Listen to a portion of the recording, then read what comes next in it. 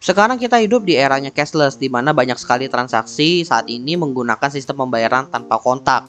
Bisa berupa digital atau menggunakan media pembayaran lain. Intinya tanpa pembayaran uang cash. Dan sistem pembayaran cashless saat ini didominasi oleh salah satu media, yaitu e-wallet. Dan e-wallet di Indonesia saat ini didominasi oleh beberapa brand seperti Gojek, OVO, dan Dana. Brand-brand e-wallet yang besar tadi dapat dikatakan cukup mendominasi dalam beberapa dekade terakhir. Dan hal ini membuat sebuah pertanyaan muncul. Kira-kira di manakah para pemain baru di bidang e-wallet ini? Dan mengapa para pemain baru di bidang e-wallet itu sulit muncul dan mendominasi pasar? Mari kita bahas semuanya hanya di studi kasus episode kali ini. E-wallet adalah salah satu teknologi yang tergolong ke dalam fintech atau financial technology, di mana biasanya startup fintech itu adalah startup yang bisa dibilang cukup diminati oleh para investor, dan dari segi perkembangan itu juga tergolong cepat. Meskipun e-wallet itu tergolong ke dalam fintech, tapi sayangnya pemain baru di bidang e-wallet ini jarang sekali muncul ke permukaan. Yang sering muncul hanyalah para pemain lama yang nama brandnya itu sudah cukup besar seperti GoPay, OVO, Dana, dan ShopeePay. Belum ada nama e-wallet baru yang dapat muncul ke permukaan dan menggantikan si pemain-pemain besar ini. Bahkan dari bidang lain pun yang menyediakan e-wallet, perkembangan e-walletnya tidak seoptimal para brand-brand besar yang sudah gue sebutkan tadi. Dari sini muncul pertanyaan, kira-kira apa yang menjadi alasan para pemain baru e-wallet ini sulit muncul ke permukaan dan menggantikan para pemain besar yang sudah ada? Di sini gue udah ngerangkum setidaknya 5 alasan untuk menjawab pertanyaan ini. Kira-kira apa aja? Mari kita bahas yang pertama. Yang pertama adalah butuhnya banyak kerjasama dengan para tenan. Perlu diketahui bahwa untuk bisa menggunakan pembayaran e-wallet itu, kita harus bekerja sama dulu dengan para tenan. Tenan ini bisa berupa perusahaan-perusahaan, bisa berupa UMKM, di mana mereka itu bersedia menerima pembayaran dalam bentuk digital terlebih dahulu. Artinya ada kemungkinan dana yang masuk ke mereka itu tidak langsung ke rekening mereka, tapi ke saldo digitalnya dulu. Barulah bisa dicairkan ketika saldonya itu sudah mencukupi. Tentunya cara mainnya itu tergantung para e-walletnya masing-masing. Yang pengen gue sorot di sini adalah kebutuhan dari e-wallet itu untuk bekerja sama dengan tenan. Artinya e-wallet itu sangat membutuhkan kehadiran partner di sini. Tanpa tenan atau partner, e-wallet itu hanya sebagai dompet digital saja untuk menyimpan saldo aja, tidak ada fungsi lebih. Sehingga kalau fungsinya hanya sebagai dompet digital saja, apa bedanya dengan rekening bank? Tidak ada diferensiasi di sini. Justru dengan kerjasama dengan para partner, di mana setiap e-wallet itu punya partner yang berbeda, disitulah diferensiasinya. Misalnya kita ingin membeli produk di brand A dengan diskon, di mana untuk bisa mendapatkan diskon itu kita harus menggunakan e-wallet A terlebih dahulu. Sehingga kalau kita cuma punya e-wallet B, kita dipaksa untuk mendownload e-wallet A dan mengisi saldonya di sana.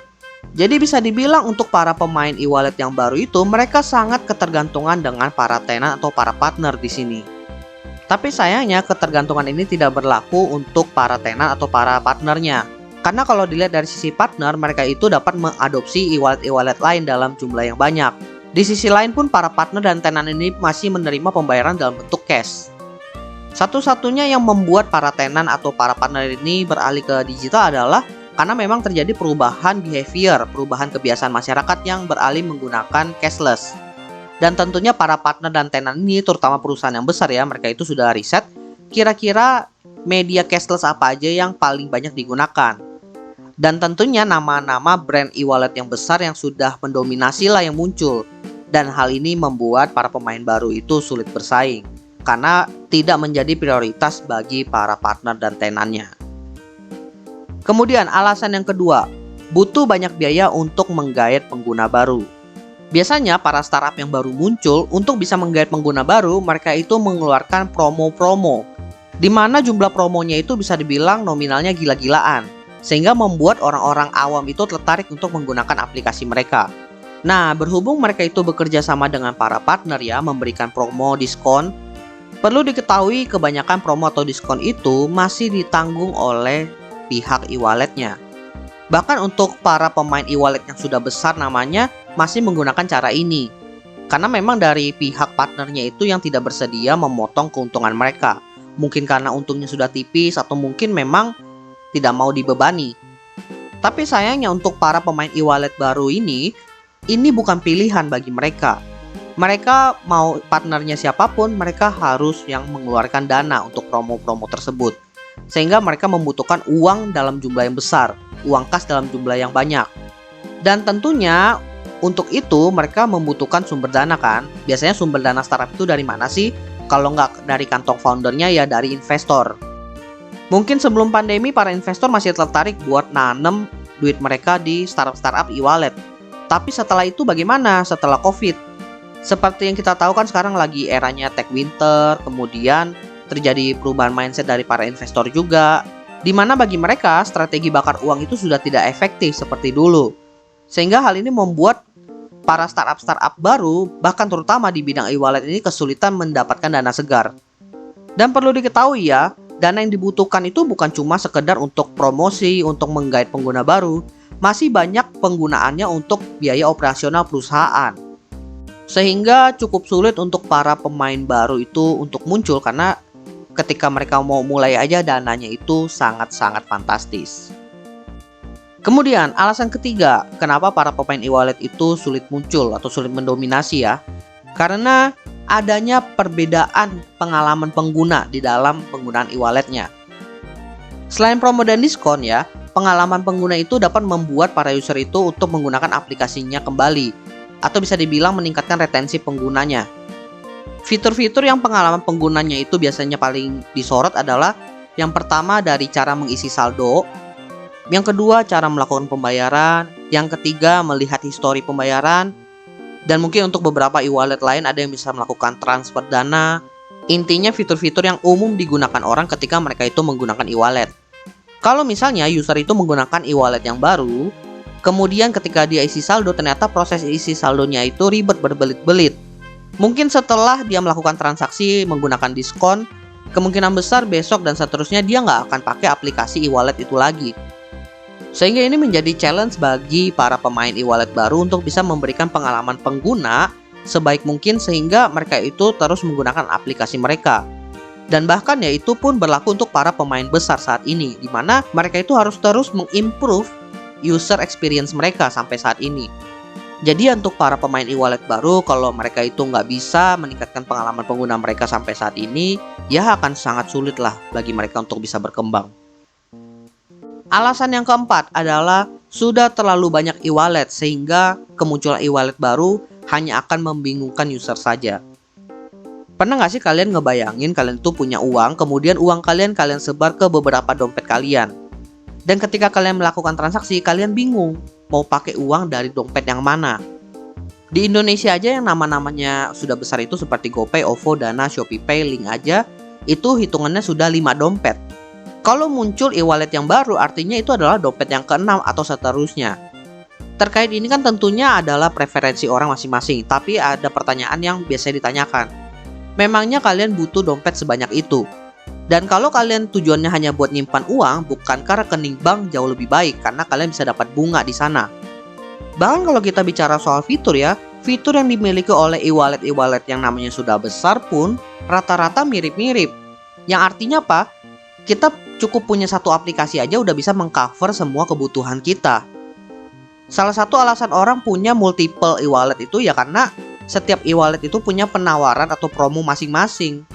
Dan alasan kedua karena memang ada aplikasi yang terintegrasi dengan e-wallet tersebut, sehingga mau nggak mau mereka menggunakannya.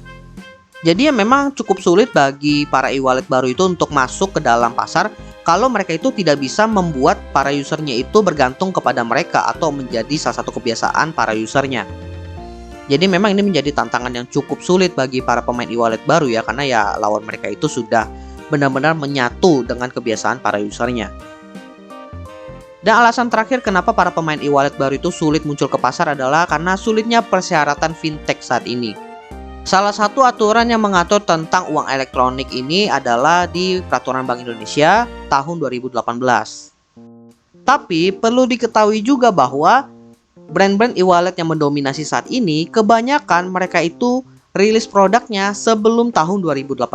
Artinya mereka merilis sebelum ada aturannya. Di mana aturan-aturan ini tentunya mengatur tentang syarat-syarat bagaimana membangun perusahaan e-wallet, kemudian mekanismenya, sistemnya seperti apa, dan lain-lain. Tapi berhubung para e-wallet yang lama ini sudah beroperasi sebelum aturan ini keluar, artinya mereka itu sudah membangun semacam core-nya, mereka sudah membangun penggunanya, kemudian mereka sudah membangun brand dan juga popularitasnya, serta kebiasaan masyarakatnya. Sehingga ketika aturan ini keluar, mereka itu tinggal melegalkan saja perusahaan mereka. Mereka tinggal menyesuaikan perusahaan mereka itu berdasarkan syarat-syarat yang diterbitkan di dalam aturan tersebut. Dan sebenarnya hal ini itu sudah lumayan umum terjadi ya, terutama di perusahaan-perusahaan besar, di mana kalau ada aturan baru yang keluar memuat syarat, dari perusahaan itu harus menyesuaikan. Tapi mungkin yang biasanya cukup disorot itu adalah dari jumlah nominal dana yang harus dimiliki perusahaan, kemudian soal izinnya. Kalau untuk hal-hal seperti ini, biasanya perusahaan yang sudah existing terlebih dahulu jauh lebih mudah mendapatkan atau melakukan penyesuaian ketimbang perusahaan yang baru mau bikin. Misalnya aja, dana untuk bikin perusahaan e-wallet itu harus 1 miliar. Dan itu adalah dana mengendap, dana yang bisa dibilang sebagai kas perusahaan. Kalau untuk para pemain baru kan cukup sulit langsung nyediain 1 miliar tanpa punya basis pengguna, tanpa punya proyeksi keuangan. Siapa investor yang pengen naruh duit di sana? Tapi berbeda dengan para pemain lama, di mana mereka udah punya basis pengguna, udah punya histori pengguna, udah punya data pengguna. Dari sini kalau mereka itu ingin dapat uang tambahan 1 miliar, itu mereka tinggal datang ke investor bawa data tersebut. Sehingga jangan heran untuk sekarang ini kalau orang-orang pengen bikin perusahaan e-wallet itu jauh lebih sulit karena ya syarat-syarat yang ditetapkan tadi. Kalau kalian pengen tahu lebih jelasnya soal syarat-syaratnya, kalian bisa langsung baca di Peraturan Bank Indonesia tahun 2018.